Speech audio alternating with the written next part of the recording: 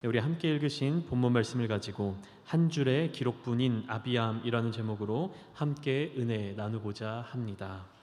네, 성경 안에는 이스라엘의 역사를 기록한 다양한 성경들이 존재하고 있습니다. 우리는 이 성경들을 읽어 나가면서 이스라엘의 역사적인 이야기들과 또 그 이야기 안에 담겨져 있는 하나님의 섭리와 역사하심을 깨닫고 또한 우리들의 삶 가운데로 적용하기도 합니다. 세상 사람들이 고전 문학과 역사를 지혜로 삼아 자신들의 삶을 더욱 가치 있게 살아가기 위해 노력하는 것과 마찬가지로 우리 믿는 그리스도인들은요, 이 성경 속의 역사들을 통해 우리의 신앙생활을 더욱더 가치 있는 방향으로 잡아 나아갈 수가 있습니다. 그런데 우리가 성경을 읽어 나가다 보면요, 같은 인물을 두고 평가할 때, 또한 같은 사건을 두고 이야기를 할 때 너무 상반되는, 너무 다른 평가를 내리는 경우들을 종종 발견하게 됩니다.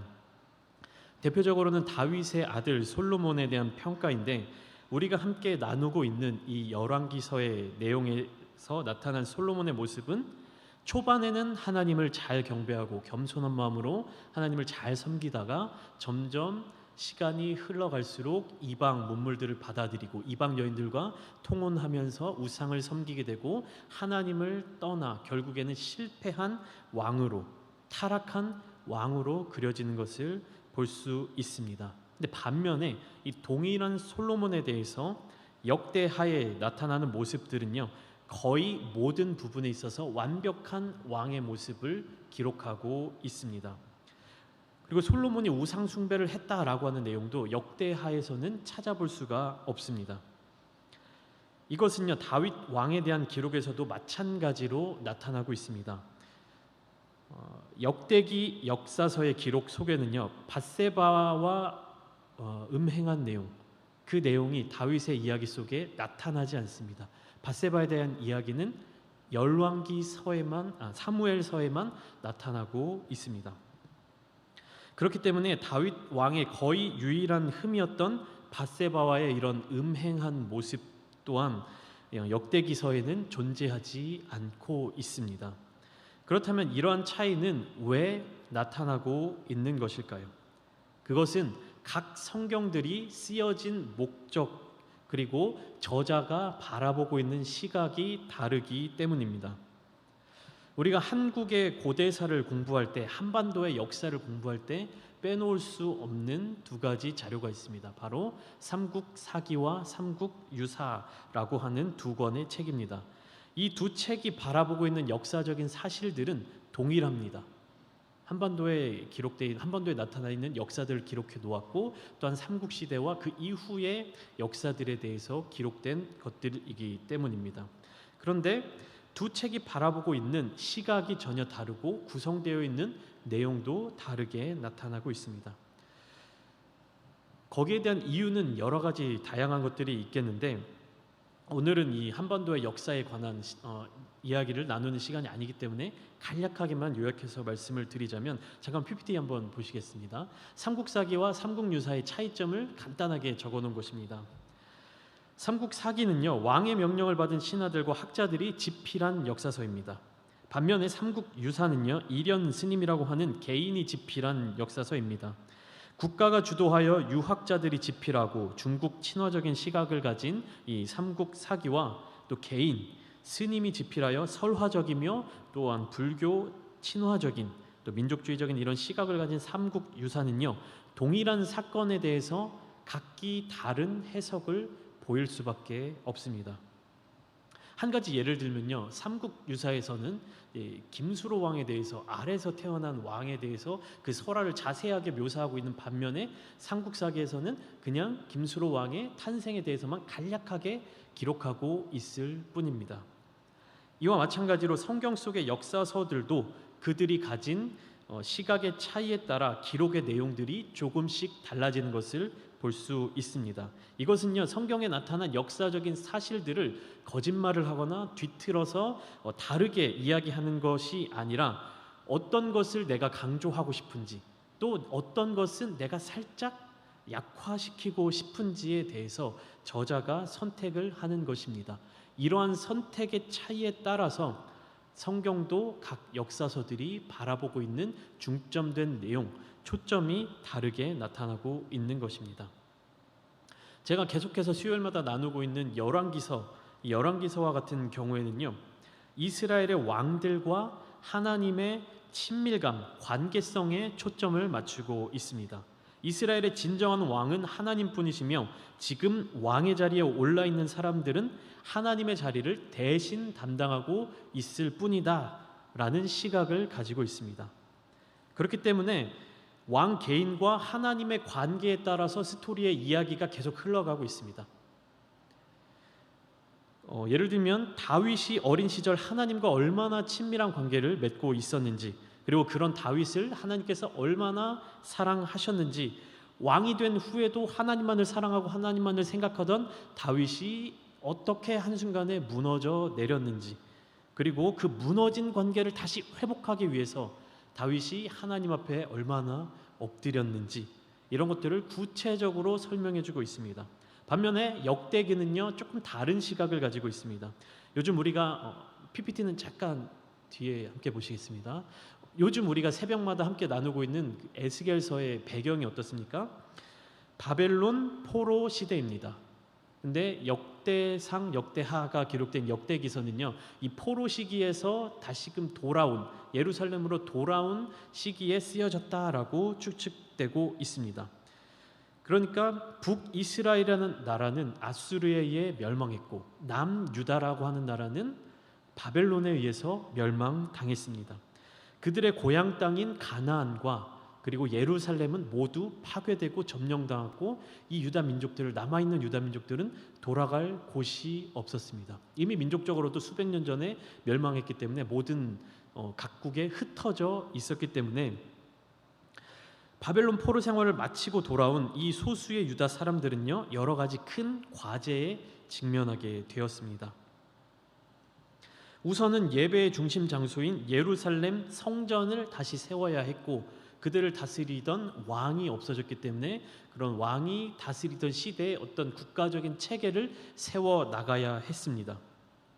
오랜 시간 포로기를 겪었고, 또한 바벨론으로부터 자유는 얻었지만 다시 새로운 제국인 페르시아, 성경에는 바사라고 기록되어 있죠. 그 페르시아의 지배하에 있어야 하는 이 이스라엘 민족들은요, 그 민족들을 다시금 하나로 뭉칠 수 있는, 모이게끔 할 수 있는 구심점이 필요했습니다.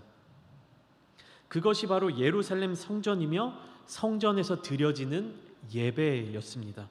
그래서 역대기 역사서의 자료들에서는 역대 왕들의 업적 중에서도 특별히 성전 건축과 온전한 예배 회복에 초점을 맞추고 있습니다. 한마디로 정해보면 지금 PPT에 나와 있는 것처럼 열왕기서는 왕들과 하나님과의 관계를 조명했다면, 역대기서는요, 이 왕들이 성전을 위해서 어떠한 일들을 했는가, 성전을 위해서 무슨 노력을 했는가를 집중적으로 살펴보고 있는 것입니다. 오늘 본문에는 두 명의 왕의 이름이 나타나고 있습니다. 바로 아비암과 아사입니다. 아비암은요, 르호보암의 아들이고, 아사는 아비암의 아들입니다. 그러니까 남유다의 계보로 쭉 왕의 이름들이 연결돼서 이어져 내려오고 있는 거죠. 다윗, 그다음에 솔로몬, 르호보암, 아비암, 아사까지 5대에 걸쳐서 다윗의 자손들의 이름이 유다, 남유다의 왕의 이름으로 등극되어 있는 것입니다. 그런데 열왕기서에서는 이 아비암에 대해 단 한 절의 말씀으로만 묘사하고 있습니다. 열왕기서가 평가하고 있는 이 아비암이라고 하는 왕에 대해서 오늘 본문 3절을 함께 보시겠습니다. 함께 읽겠습니다. 시작. 아비암이 그의 아버지가 이미 행한 모든 죄를 행하고 그의 마음이 그의 조상 다윗의 마음과 같지 아니하여 그의 하나님 여호와 앞에 온전하지 못하였으나. 이 3절을 보시면 성경 저자는 아비암에 대해서 세 가지로 평가를 하고 있습니다. 첫 번째, 그의 아버지가 이미 행한 모든 죄를 행하였다. 두 번째, 다윗의 마음과 같지 아니하였다. 세 번째, 하나님 여호와 앞에 온전하지 못하였다. 아비암의 아버지의 죄는 무엇입니까? 아비암의 아버지는 르호보암입니다. 2주 전에 우리가 르호보암에 대해서 이야기를 나눴을 때 그는 솔로몬 때부터 시작된 우상 숭배의 죄를 계속해서 이어온 왕이라고 설명을 드렸습니다. 다윗 왕과 같은 마음을 가지고 있지 않았기 때문에 하나님을 더 사랑하지 못했고, 그렇기 때문에 하나님의 뜻대로 살지 않았고 이러한 평가를 받을 수밖에 없었습니다. 우상 숭배를 행한 모든 왕들의 죄악은 명백합니다. 그것은 무엇이냐면 하나님을 진정한 왕으로 섬기지 않았다라고 하는 사실이죠. 자기가 왕좌의 자리에 올라 있지만 실제 이스라엘 민족의 왕은 오직 하나님뿐이시다라는 이 사실을 망각해버리고 솔로몬으로부터 시작해서 르호보암, 아비암까지 우상 숭배의 깊은 죄악에 빠져버렸습니다. 솔로몬이 우상 숭배의 죄를 지었을 때 하나님께서는요, 그의 아버지 다윗을 기억하셨습니다. 그래서 10지파를 그에게서, 솔로몬에게서 빼앗아서 그의 신하에게 주시겠다라고 하는 이 명령을 솔로몬의 때가 아닌 그 다음 세대, 그 아들의 때로 미루어 주셨습니다. 또 르호보암이 우상 숭배의 죄를 지었을 때 하나님은 그의 할아버지 다윗 왕을 기억하셨습니다. 그래서 북이스라엘과의 전면전 큰 전쟁을 막아주셨죠. 오늘 본문 속에서 아비암이 역시 우상 숭배의 죄악을 저질렀을 때 하나님께서는 그의 조상 다윗을 기억하셔서 심판을 유보하실 뿐 아니라 오히려 그의 아들 아사를 세워주셨습니다. 오늘 본문 4절과 5절 말씀을 함께 보시겠습니다. 함께 읽겠습니다. 시작. 그의 하나님 여호와께서 다윗을 위하여 예루살렘에서 그에게 등불을 주시되 그의 아들을 세워 뒤를 잇게 하사 예루살렘을 견고하게 하셨으니 이는 다윗이 햇사람 우리아의 일 외에는 평생에 여호와 보시기에 정직하게 행하고 자기에게 명령하신 모든 일을 어기지 아니하였음이라. 솔로몬 그리고 르호보암, 아비암 이 세 명의 왕이 모두 동일하게 우상 숭배의 죄를 저질렀는데 하나님께서는요, 이 세 왕 모두에게 그 죄악을 용서받을 수 있는, 회개할 수 있는 그 시간을 허락해 주셨습니다. 심판을 유보해 주셨습니다. 그들이 무엇인가 잘났기 때문이 아닙니다. 그들이 잘한 것이 있어서 하나님께서 기다려 주신 것이 아니죠. 하나님께서는 다윗 왕의 마음을 기억하여 주셔서 그의 자손들에게 기회를 주신 것이었습니다. 하나님께서는요, 나를 사랑하고 나의 계명을 지키는 자에게는 천대까지 복을 베풀어 주겠다, 그렇게 약속을 하셨습니다. 다윗 왕은요, 진정으로 하나님을 사랑했고 하나님과의 관계를 다른 어떠한 것들보다도 더 중요하게 여겼던 왕이었기 때문에 하나님께서는 그것을 기억하여 주셨습니다. 오늘 이 예배를 함께 드리시는 성도님들 또한 하나님을 전심으로 사랑하셔서 여러분들을 통하여서 여러분의 자녀들 또한 여러분들의 가정 그리고 여러분들의 가족들이 하나님의 은혜 가운데 복을 충만하게 누리시기를 축복합니다. 오늘 본문이 포함된 이 열왕기서에서는 왕으로서 아비암의 공적이 딱 한 절로 나타나고 있습니다. 그리고 북이스라엘과의 관계도 단 한 구절, 아비암과 여로보암 사이에도 전쟁이 있으니라, 이렇게 한 줄로만 평가하고 있습니다. 열왕기서를 살펴보면 아비암은 말 그대로 그의 아버지 르호보암과 그의 아들 아사 사이에 어떤 하나의 그냥 연결고리의 역할을 하는 것처럼만 보입니다. 구체적으로 어떤 죄를 지었고 또 어떤 업적을 남겼고 이 사람이 어떤 왕이었는지, 하나님과의 어떤 관계를 맺고 있었는지 아무런 설명을 해주지 않고 있습니다. 이것은요, 열왕기서의 기자가 아비암을 바라볼 때 이 아비암은요, 하나님과 올바른 관계를 맺고 있지 못한, 정직한 관계를 맺고 있지 못한, 또 깊은 관계를 맺지 못한 왕이었다라는 뜻입니다. 혹시나 세상적으로 공적을 세웠다 할지라도 그것이 하나님과 더 친밀한 관계, 하나님을 왕으로 온전히 섬기는 그러한 모습이 아니라면 이것에 대해서 성경에 더 기록할 가치가 없다라고 평가하고 있는 것입니다. 그런데 역대기의 말씀을 보면 이 아비암 왕에 대해서 조금은 다른 모습을 한 가지 보여주고 있습니다. 열왕기서에서는요, 단 한 절로, 단 한마디로 정의 내려진 이 아비얌 왕의 공적에 대해서 역대하에서는요 13장 전체의 말씀을 가지고 설명을 하고 있습니다. 특별히 여로보암이 왕으로 있던 북이스라엘과의 전쟁, 그 전쟁에 대해서 더 상세하게 기록하고 있는데, 역대기의 저자는요 남유다와 여로보암이 다스리고 있는 북이스라엘 간의 이 전쟁 속에서 아비암이 왕으로서 선언한 이 이야기, 어떤 연설에 상당히 집중을 하고 있습니다.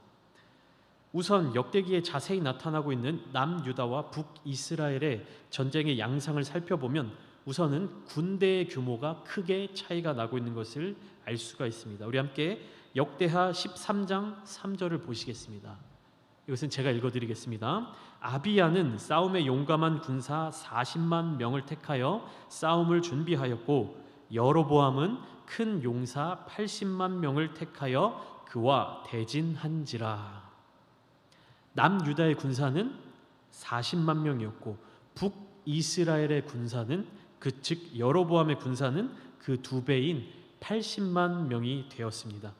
단순히 군대의 규모, 이 병력의 크기의 차이를 본다면요, 이 두 왕국은 싸움이 되질 않습니다.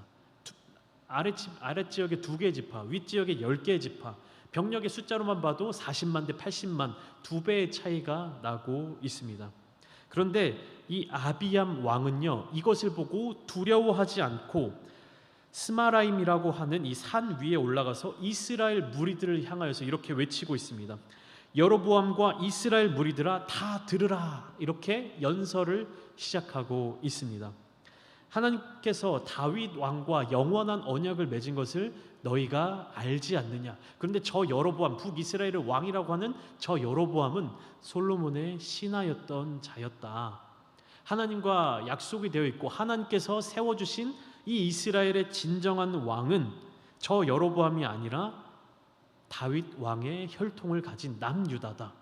저 여로보암은 르호보암 왕을 배신하고 반역하여 군사를 일으키고 도망간 자일 뿐이다. 하나님께서 정통성을 부어주신 곳은 이 남유다인데 너희는 어찌하여 우리를 대적하여 싸우려고 하느냐, 이렇게 연설을 하게 되는 것입니다. 그러니까 북이스라엘 사람들을 상대로 너희가 지금 군대를 일으켜서 무기를 들고 우리와 싸운다면 너희는 하나님을 대적하여 싸우는 것이다. 하나님은 우리와 함께 계시는데 너희와 함께하는 저 금송아지 신들은 우상일 뿐이다. 아비암 왕이 이렇게 이야기를 하고 있는 것입니다. 그리고 이어서 역대하 13장 9절부터 12절까지의 말씀을 선포하는데요, 조금 긴 말씀이지만 우리 먼저 9절부터 11절까지의 말씀을 함께 읽어보겠습니다. 시작. 너희가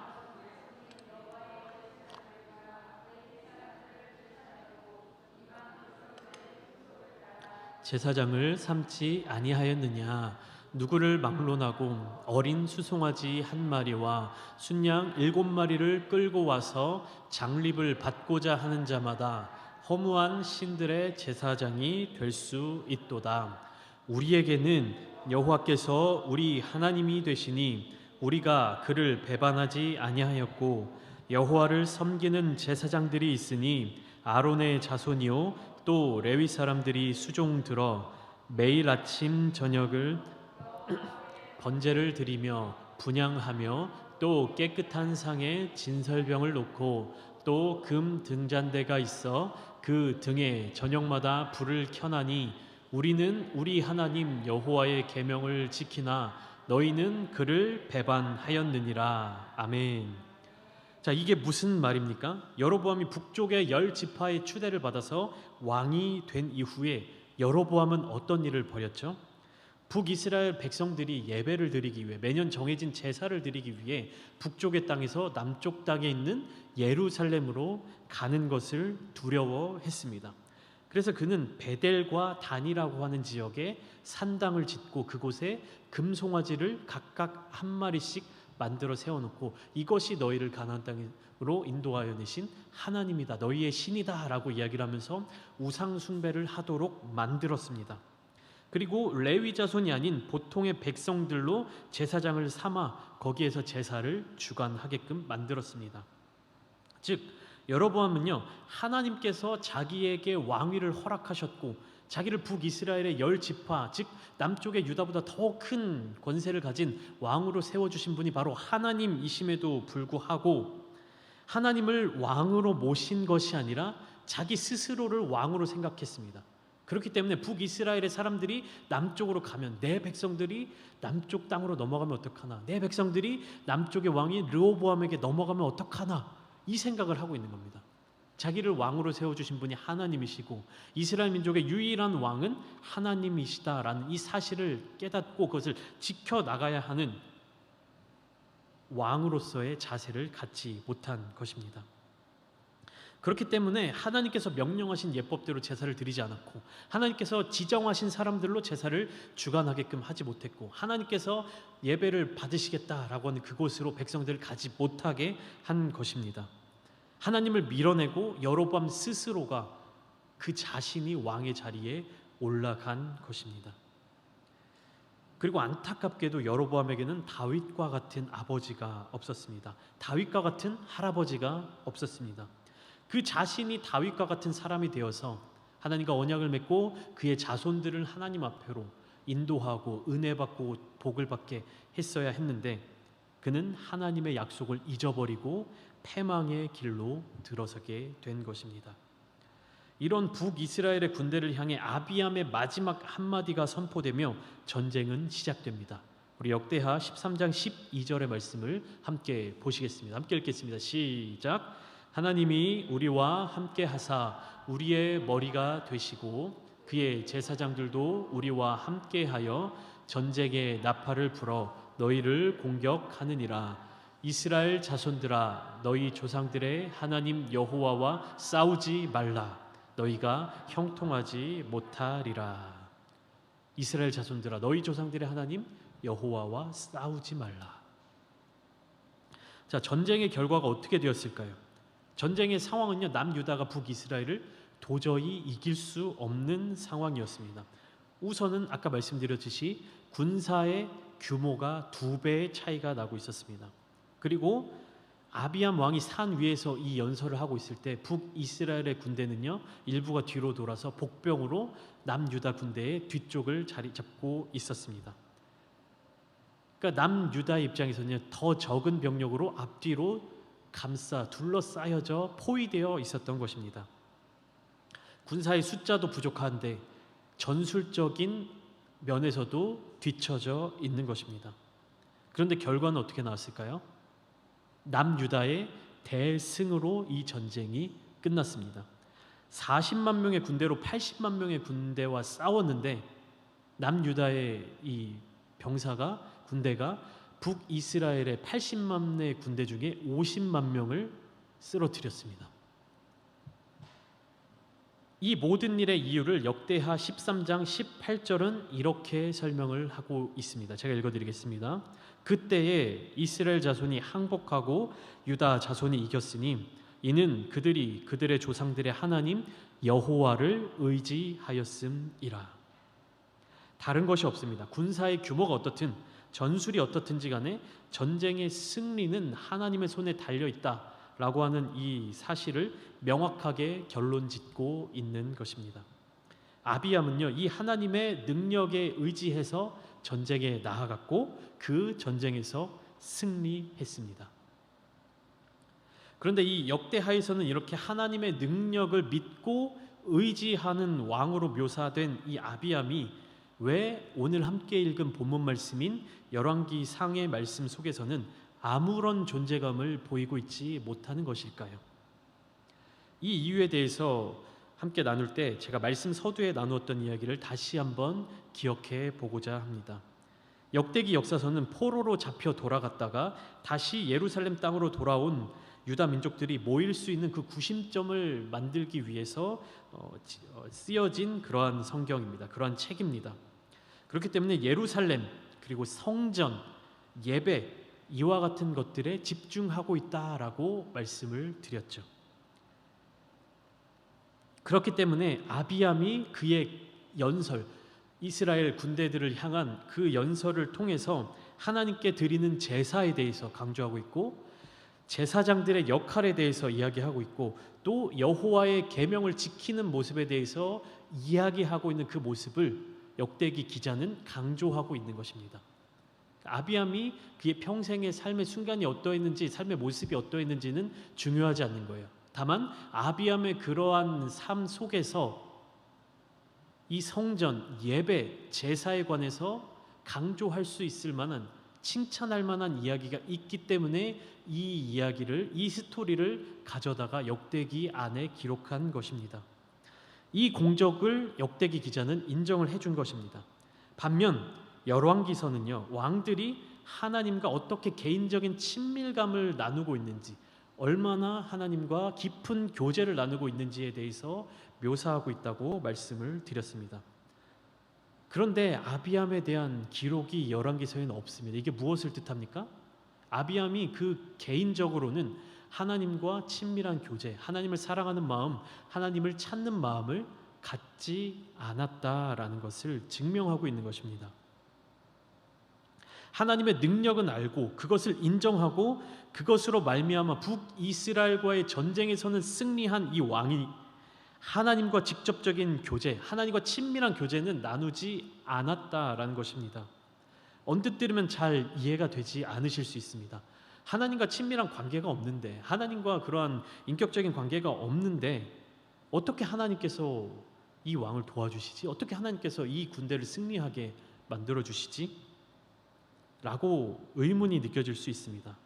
하나님과 친밀한 교제를 나누지 않았는데도 불구하고 하나님의 능력을 의지하고 하나님의 능력을 사용할 수 있다라는 이 사실이 낯설게 느껴지실 것입니다. 이런 아이러니한 일을 이해하기 위해서 존 웨슬리라고 하는 설교자의 말을 인용한 A.W. 토저의 책 한 구절을 제가 잠시 가져와 보았습니다. 잘 보이시지 않을 텐데 제가 한번 읽어드리겠습니다.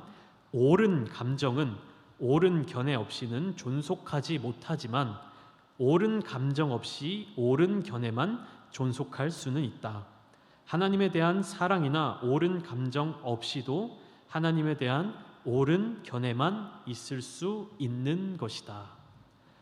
이 번역해서 보다 보니까 좀 말이 좀 어렵죠. 제가 간단하게 설명드리겠습니다. 그러니까 어떤 한 대상을 사랑하기 위해서는 그 대상에 대해서 알고 그 대상에 대해서 바르게 파악하고 있어야만 가능하지만, 어떤 대상을 바르게 파악하는 것은요, 굳이 그 사람을, 그 대상을 사랑하지 않아도 된다라는 것입니다. 감정과는 무관하다라는 것입니다. 내가 이 인물과, 내가 이 사람과 친밀한 감정, 친밀한 교제를 나누기 위해서는 그 사람이 어떤 사람인지를 정확하게 알고 있어야 하지만, 이 사람이 누구인지 아는 것은요, 이 사람에 대한 감정과는 별개라는 것입니다. 이것을 아비암 왕에게 적용을 해본다면 그는 하나님의 능력은 정확하게 알고 있었습니다. 하나님이 어떤 분이신지는 잘 알고 있었습니다. 하나님을 섬기는 일, 제사를 드리는 일에 있어서는요, 명확한 정답을 알고 있었습니다. 그렇지만 그는 개인적으로 하나님을 사랑하지는 않았던 것입니다. 여러분, 이것은 아주 무서운 이야기입니다. 오늘날 우리가 하나님에 대해서 잘 안다고 하면서도 날마다 하나님과 관계 맺는 삶을 살아가지 않는다면, 하나님이 우리를 얼마나 사랑하시는 분인지를 알면서도 우리 안에 하나님보다 더 사랑하는 다른 것이 존재한다면, 또 하나님을 나의 전부, 하나님을 나의 목적으로 삼는 것이 아니라 하나님을 단지 나의 하나의 수단, 이용할 만한 거리로 삼는다면 하나님 또한 우리를 그 정도로만 대우해 주신다라는 것입니다. 오늘 본문 5절에 나온 것처럼 다윗은 그의 평생에 거의 유일한 흠이 될 만한 죄가 무엇이냐면 밧세바와의 동침이었습니다. 그러나 다윗 왕은요, 이 죄를 저지른 이후에 하나님 앞에 이렇게 간절히 구했습니다. 우리 시편 51편 11절의 말씀을 함께 읽으신 뒤에 기도의 자리로 나아가셨습니다. 함께 읽겠습니다. 시작. 나를 주 앞에서 쫓아내지 마시며 주의 성령을 내게서 거두지 마소서. 아멘. 우리 함께 기도하시겠습니다. 죄를 짓고 나서 선지자의 책망을 듣고 곧바로 회개한 왕, 또 벌을 받는 것보다도 하나님과의 관계가 끊어지는 것을 더 두려워했던 왕이 다윗이었습니다. 이 다윗을 하나님께서는 정말로 사랑하셨습니다. 오늘날 저와 여러분들의 삶 가운데 하나님은 어느 위치에 서 계십니까? 여러분들은 하나님과 얼마나 많은 마음을 나누고 계십니까?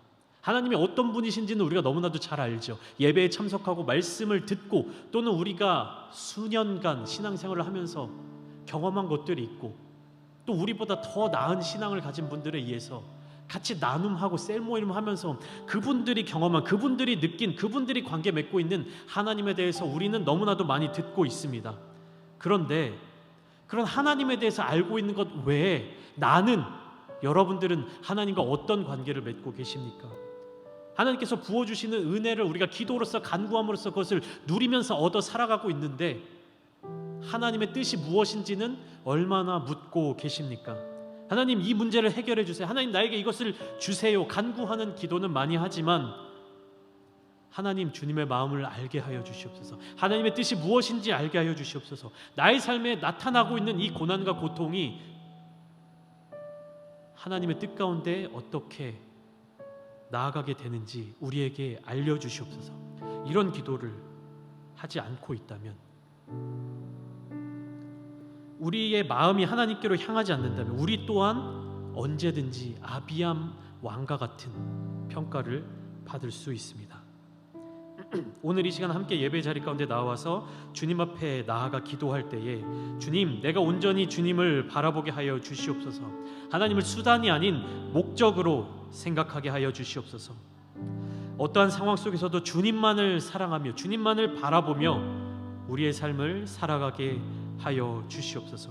간절히 하나님 한 분만을 구하시기 바랍니다. 오늘 기도의 자리 가운데 성령 하나님 함께 하여 주시옵소서. 우리 주님의 이름을 한번 부르신 뒤에 함께 합심하여 기도하시겠습니다.